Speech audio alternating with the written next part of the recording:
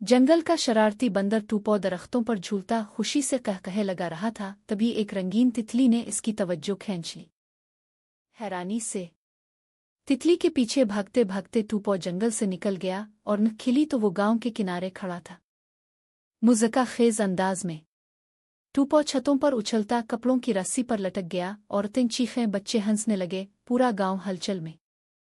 रारत्ती लहजे में इसने दूध वाले की साइकिल देखी, बाल्टी खोली और मज़े से दूध पीने लगो। दूध वाला चीखता हुआ आया तो टूपो ने बाल्टी सर पर रख ली और पूरा गांव उसके पीछे दौड़ पड़ा।